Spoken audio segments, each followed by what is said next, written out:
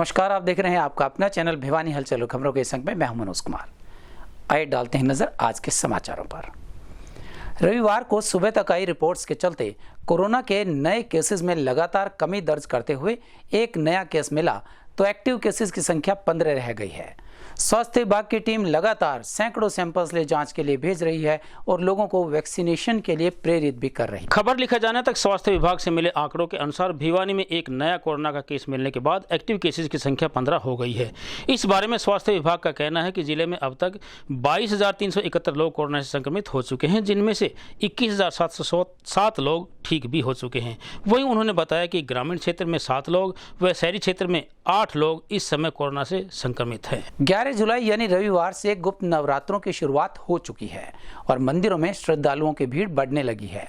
इस बारे में नवरात्रे 11 जुलाई से 18 जुलाई तक चलेंगे, यह कहना था देवसर धाम के महंतों का।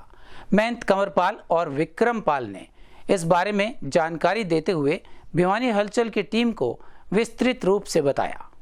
गुप्त नवरात्रों का त्योहार रविवार से प्रारंभ हो गया है। आज पहले नवरात्रे पर माता शैलपुत्री की पूजा अर्चना की जा रही है। इस बार गुप्त नवरात्रे 11 जुलाई से शुरू होकर 18 जुलाई तक चलेंगे। इस नवरात्रे में 9 की जगह 10 देवियों की पूजा होती है। आज हम आपको भिवानी के देवसर माता मंदिर के दर्शन करवा रहे हैं। मंदिर की महिमा बड़ी अपरंपार है। माता दर्शन के लिए दूर दूर से भक्त यहाँ पर दर्शन करने के लिए आते हैं और अपनी मनोकामना पूर्ण करने के लिए माँ से इच्छा मांगते हैं। गुप्त नवरात्रे पर माता दुर्गा के भक्तों के लिए बहुत महत्वपूर्ण होते हैं। मान्यता के अनुसार नवरात्रों में शक्ति साधना क्रियाएं और मंत्रों को साधने के लिए ये बड़े ही महत्वपूर्ण हैं। वहीं देवसर धाम मंदिर के महंत कंवरपाल महाराज व विक्रम पुजारी ने बताया कि आषाढ़ मास की गुप्त नवरात्रे प्रारंभ हो गए हैं। मंदिर में सभी भक्त माता के दर्शन करने आ रहे हैं। इस बार माता के नवरात्रे बड़ी धूमधाम से मनाए जा रहे हैं। मंदिर महंत कंवरपाल व विक्रम पुजारी ने सभी भक्तों से अपील की है कि सभी भक्त कोरोना के नियमों का पालन करते हुए मास्क लगाकर व सैनिटाइजर का प्रयोग करते हुए मंदिर में पहुंचे और साथ साथ सामाजिक दूरी भी बनाए रखें। आषाढ़ मास के गुप्त नवरात्रों की सभी भक्तों को हार्दिक शुभकामनाएं देता हूं और आज गुप्त नवरात्रि के उपलक्ष्य में बहुत ही धूमधाम से गुप्त नवरात्रों को मनाया गया है और यहाँ मंदिर में आने वाले भक्त माता के दर्शन कर रहे हैं और सभी भक्तों से अपील करता हूं कि सभी भक्त गुप्त नवरात्रों में दर्शन के लिए आएँ और सरकार के आदेश अनुसार कोविड-19 को देखते हुए और सरकार का अपना कोविड का पालन करें और मास्क लगाकर और सैनिटाइजर करके ही दर्शन करें। माता दी सभी भक्तों को आषाढ़ गुप्त नवरात्रों की हार्दिक शुभकामनाएं।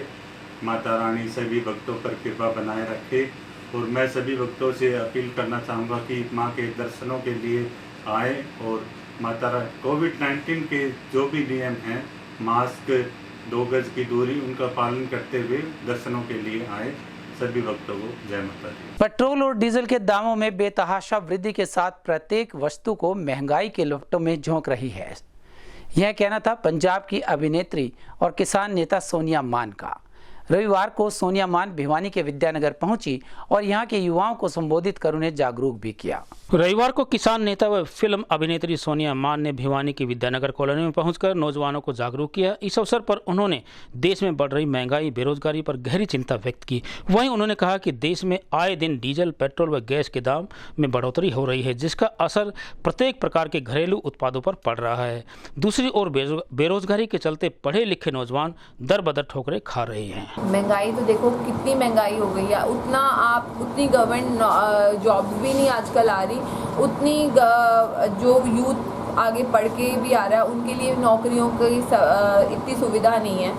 तो महंगाई तो बहुत ज़्यादा है बट अफोर्ड करना भी बहुत डिफ़िकल्ट है। सबसे ज़्यादा जो प्रॉब्लम है लेबर क्लास को आएगी और जो किसानों को आएगी और दुकानदारों को आएगी। जब ये कॉर्पोरेट कंपनीज बड़े बड़े मॉल्स बना लेगी, सब कुछ कर लेगी, तो उनके लिए काम करना और ऊपर से अफोर्ड करना चीज़ें। जो आज जो लेबर है वो 20 रुपये 30 रुपये किलो आटा खरीद लेते हैं, तो कल को वो रिलायंस फ्रेश के 500 रुपये वाले पैकेट नहीं खरीद पाएंगे। तो ये जो जमाखोरी का भी इन्होंने बीच में लेके आए हैं, जो एक्ट बदल दिया है, जो एक एसेंशियल ग्रेन ऑफ लेस थी वो भी इन्होंने ख़त्म कर दी है, जो कि बहुत ही घातक है। सो ये सब चीज़ों के लिए हम लड़ रहे हैं बट बहुत कम लोगों को ये लग रहा है कि किसान अपने लिए लड़ रहे हैं, सभी को ये लगता है बेसिकली, और बहुत कम लोगों को ये नॉलेज है कि ये सभी भारत निवासियों के लिए लड़ाई है, ये लेबर के लिए भी है, दुकानदारों के लिए भी है, सब वर्ग के लोगों को इसमें शामिल होना चाहिए। और आने वाले टाइम पे लेबर लॉज जो और भी कितने सारे घातक लॉज हैं वो ख़त्म कर देंगे इन लोगों को, जिस तरीके से कॉर्पोरेट कंपनीज बनवा रही हैं अपने तरीके से। और हम पहले अंग्रेज़ों के राज के नीचे थे, आज हम कॉर्पोरेट सेक्टर के वर्ल्ड के राज के नीचे हैं। हमारा जो आम इंसान है, हम सब उनकी जंजीरों में बचे हुए हैं। नगर के खरकड़ी फाटक रोड पर स्थित फ्रेंड्स कॉलोनी के निवासियों ने एकत्रित होकर मुख्य रोड पर जाम लगा दिया। उनका कहना था कि उनके घरों के सामने बने रोड से बड़े बड़े और हैवी व्हीकल्स के जाने से रोड तो टूट ही गया है, उनके मकान गिरने का खतरा भी लगातार बना रहता है। प्रशासन के आश्वासन के बाद ही यहां से जाम खोला गया। खरखड़ी रोड पर स्थित रेलवे फाटक के निकट फ्रेंड्स कॉलोनी के नागरिकों ने अपनी समस्या को लेकर रोड जाम करते हुए कहा कि इस रोड पर रोजाना हजारों की संख्या में बड़े बड़े भारी भरकम वाहन गुजरते हैं, जिसके कारण उनका अपने ही घरों से बाहर आना जाना दूभर हो गया है।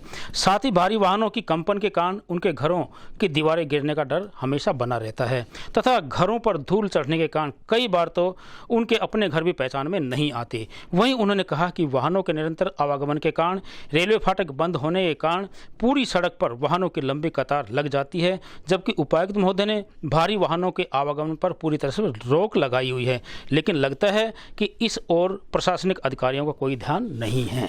हमारा बड़े व्हीकल आते हैं, सारी दीवारें हिल गई, मकानों की, गरीब आदमी है, ये टुक्कर बना लेंगे। डीसी के ऑर्डर के बाद आ रहे डीसी ने सिर्फ 16 टन पास है ये रोड, और यहाँ पर 22 टायरें गाड़ी आती हैं। बताओ कब ये रोड तोड़ दिया। कौन सा रोड है जी? खरखड़ी रोड है। ये सोई थे डीसी साहब के, अभी व्हीकल नहीं जाएगा यहाँ। हैवी व्हीकल के लिए पुल बाईपास तो सब बाईपास पुल बना था, उसके बाद हैवी व्हीकल यहाँ से गुजरने लगे। हमें सारे इकट्ठे होकर डीसी साहब के पास गए। डीसी साहब ने ऑर्डर जारी कर दिया कि हैवी व्हीकल यहाँ से नहीं जाएगा, डाइवर्ट किया जाएगा heavy vehicle via rest house west college और छोटी गाड़ियाँ यहाँ से। उसके बाद में फिर रेस्ट हाउस का रोड उखाड़ा गया, उस टाइम में बंद कर दिए गए थे, बाद में रेस्ट हाउस का रोड उखाड़ा गया पाइपलाइन के लिए। उसके बाद कॉलोनी वासियों ने फिर एक बार इकट्ठे हुए, एसएचओ ट्रैफिक ने कहा कि मेरे को कुछ दिन की मोहलत दे दी जाए ताकि वो रोड ठीक हो जाए। अब 1 महीने के बाद 3 महीने हो चुके हैं, कॉलोनी वासी मजबूर हो गए, सड़क टूट गई, घर टूट गए, पानी की लाइन दब गई, सीवर डेड हो गए, मजबूर होकर कॉलोनी वासी इकट्ठे हुए हैं और ये जाम लगाया गया है। अभी आश्वासन दिया गया है कि हैवी व्हीकल बंद हो जाए। मैं फ्रेंड्स कॉलोनी निवासी हूँ। हम पिछले 1 साल से संघर्षरत हैं कि यहाँ से हैवी व्हीकल ना गुजरे, क्योंकि जो भी रोड पर मकान हैं सभी की दीवारें हिल चुकी हैं और ये सिंगल रोड है। और इसी के कारण हमारे सीवर की लाइन भी काफ़ी नीचे तक चली गई है, धंस गई है, लगभग टूट भी गई है कई।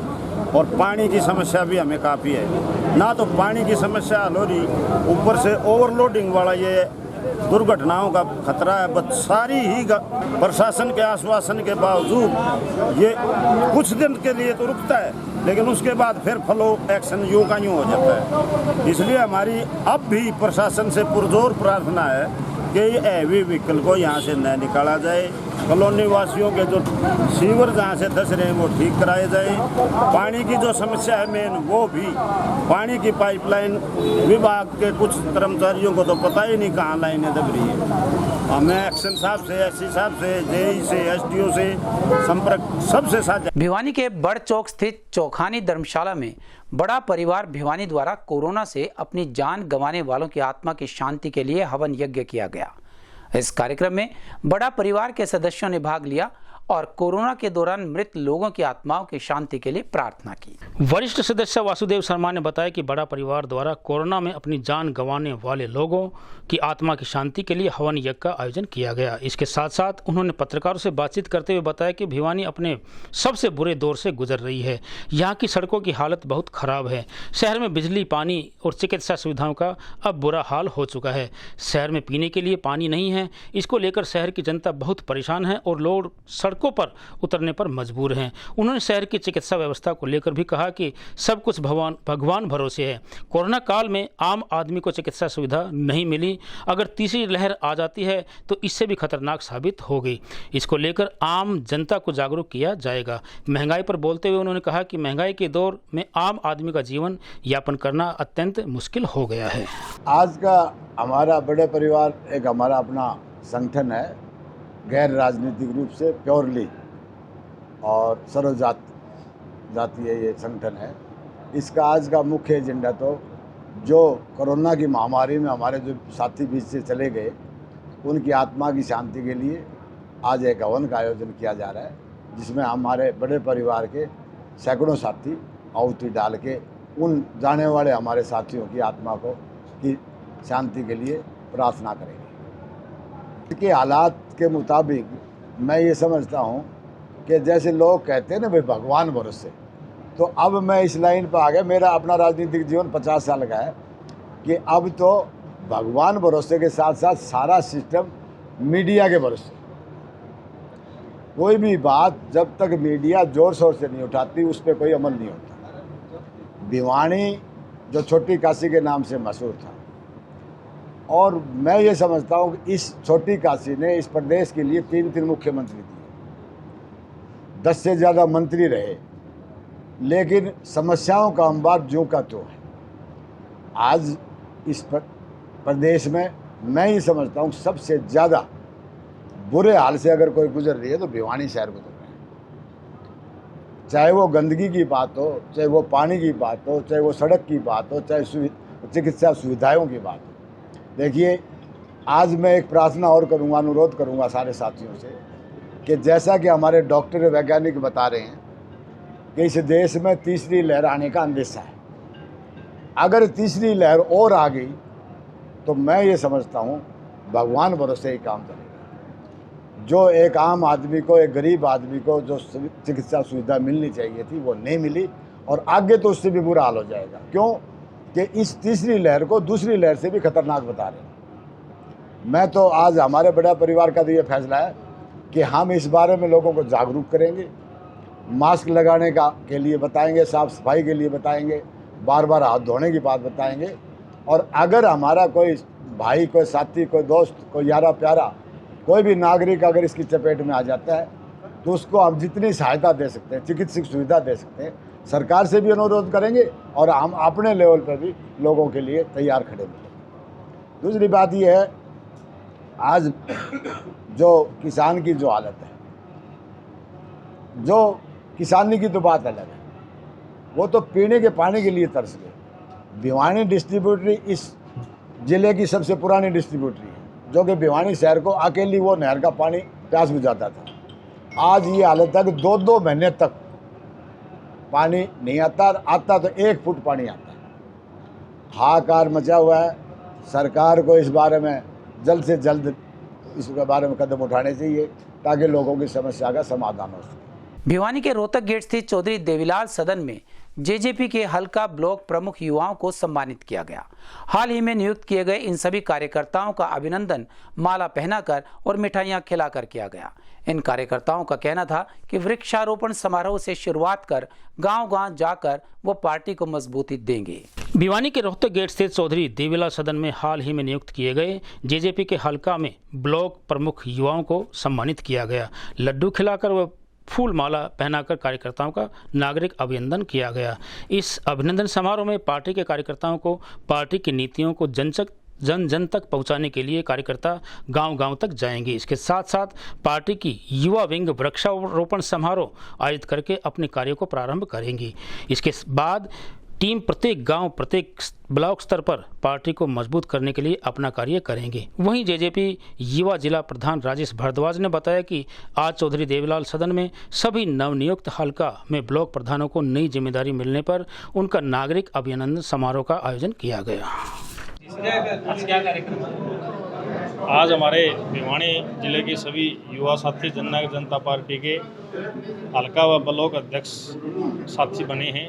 उनका आज हमारे देवीलाल सदन भिवानी में सभी युवा साथियों का, जो हमारे हल्का अध्यक्ष और ब्लॉक अध्यक्ष हैं, उनका आज सभी का नागरिक अभिनंदन किया गया है। सभी हमारे ब्लॉक अध्यक्ष हमारे साथ हैं और आज इनका हमारे आदरणीय ईश्वरमान जी की देखरेख में आज इन सभी का हमने यहाँ प्रोग्राम किया। पार्टी की जन नीतियों को पहुँचाने के लिए आने वाला सबसे पहला जो युवा टीम का जो सबसे पहला प्रोग्राम है वो 20 जुलाई से लेकर और जुलाई का पूरा महीना रहेगा और अगस्त का हम प्रत्येक गांव में बूथ वाइज वृक्षारोपण करके इस चीज़ की शुरुआत करेंगे। इस बीच में लेकर हम गांव में सभी युवा साथी गांव में भी जाने का काम करेंगे और वृक्षारोपण से सभी गांव में सभी बूथ वाइज हमने युवा जननायक जनता पार्टी हरियाणा प्रदेश की जो शाखा है उसने ये प्रोग्राम तय किया।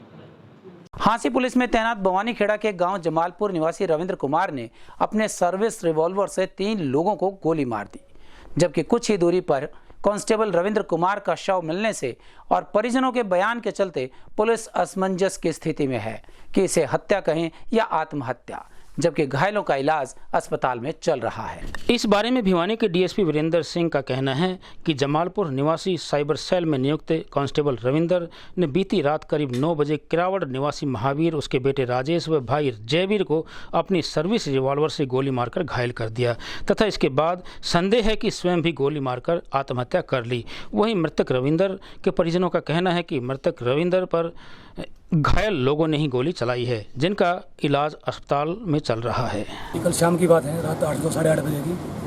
ये अपनी रिश्तेदारी में गया था, वहाँ कोई इनकी वो बात हुई है और वहाँ हमारे को शक है कि इसको मार के डाले गोली मार के इसके द्वारा छीन के इसको गोली मारी। हमारे हिसाब से जो मौके जो बॉडी मिली है ना उसके लग रहा है कि मार के गिरे इसको। जैसे बॉडी हम देखी जाके मौके पर, पुलिस भी वहाँ मौके पर थी, तो ऐसा कुछ लग नहीं रहा था सुसाइड करी इसने। वहाँ पर बाइक थी इसकी वहाँ धसी हुई मिट्टी में, ये 10 फुट दूर है, तो हालात ऐसे थे कि किसी ने मार के डाले इसको।